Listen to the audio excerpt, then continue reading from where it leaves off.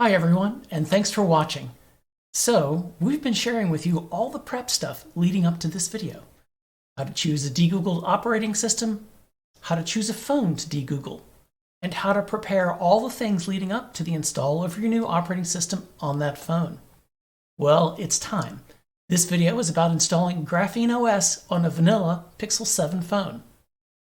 We're going to focus on the install process itself, because you've already done all the preparation steps you need. We're also not going to explore using Graphene on a day-to-day basis. Those things should have their own videos. Our goal today is a straight install. I don't know if I'd call it a speed run, but it will only take a few minutes on the video because we'll speed some things up. One step downloads the operating system image, which is in the gigabyte size range. The total time for that will depend on your internet speeds. Another step is the actual install.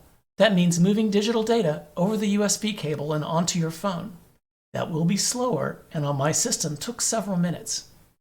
It also includes multiple reboots of the hardware. The upshot is that we speed up parts of the video to keep you from getting bored. There will also be a few steps where you need to manually interact with the phone. But don't worry, the install page gives you all the prompts. So let's get started.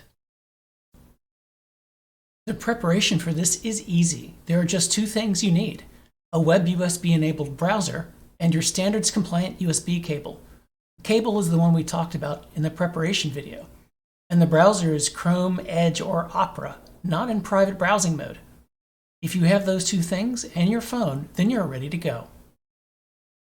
Okay, now we need to configure your phone. Go to Settings and then to About Phone, then scroll down to Build Number. You can also just search for build number and it will take you there. Tap build number 7 times or a bunch, whatever comes first. It should ask for authentication information. It will tell you that developer settings have been enabled or that you're now a developer or something like that. It just depends on which operating system you're starting from. Now we need to go back to Settings and System and find Developer Options. Then we find and enable OEM unlocking. You'll have to enter authentication again.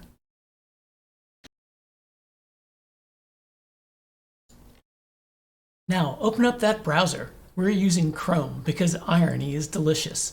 And go to the URL GrapheneOS.org. Click on the Install tab. Then we click on the link WebUSB Based Installer. The top of this page lists a bunch of stuff you've already done. So all the fun stuff starts with unlocking the bootloader, which is this button. But we're getting ahead of ourselves. Before we do that, we need to attach the USB cable from the phone to the computer. You know, that high-quality, standards-based cable that makes your de-Googling life nicer. Then we have to do the hardest part, and that's switch the phone over to the bootloader interface. That's the special mode that allows the operating system to get replaced.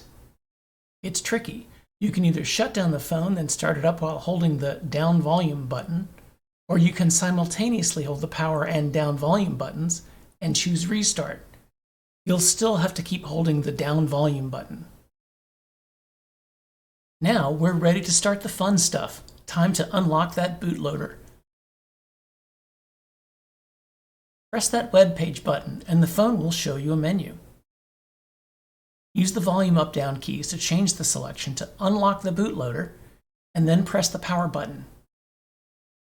You'll see that the phone now shows as unlocked. Now these next two steps are what takes the most time. Click Download Release. This step downloads a binary blob at whatever speed your internet allows. Mine needed a bit under 30 seconds. I do have high-speed internet, so your download time may be different. When it's done, it will say downloaded instead of downloading. Next, we click Flash Release. Your phone will start doing things, and so will the browser. Once it's downloaded, that blob gets decompressed and unpacked. The installer does a bunch of other things, moving bytes over the USB cable and onto various storage locations in your phone. So we wait. The web page will show you progress while the phone does things and reboots multiple times.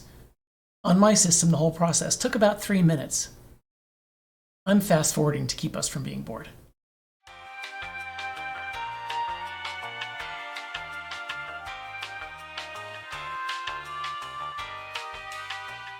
When it's done, it will say flashed something or other related to your phone model. Panther is the code name for the vanilla Pixel 7 hardware. We're almost done, and this step is fast. Click Lock Bootloader. You'll see the phone go into the same mode it was in before. Use the volume up-down keys to change the selection to Lock the bootloader this time, and then press the power button. The phone restarts and will come up in a state ready to load into your new operating system. It looks blank for a while, but that's okay. It's just thinking really hard. Now just press Start to begin booting into Graphene. I'll go ahead and show a speeded up version of setting up Graphene.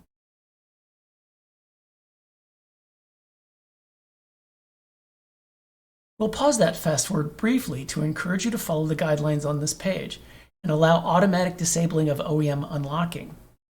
This is a step that doesn't happen, for example, if you reinstall stock Android. If you unlock developer options again, OEM unlocking will still be enabled because you had to enable that to reinstall Android. So, you're all done. Graphene is a fantastically secure operating system. It protects your privacy and secures your data by default. Once you get the hang of it, doing this install only takes a few minutes. If you think about it, you could help your friends convert their phones, and probably do at least 3 phones in an hour. All you need is a laptop, a reasonably fast internet connection, and that USB cable. And if you want to get fancy and you have a Pixel tablet, you can use that, because the browser that comes with GrapheneOS can also install GrapheneOS. In any case, you're now ready to keep your data and privacy safe and secure. See you next time.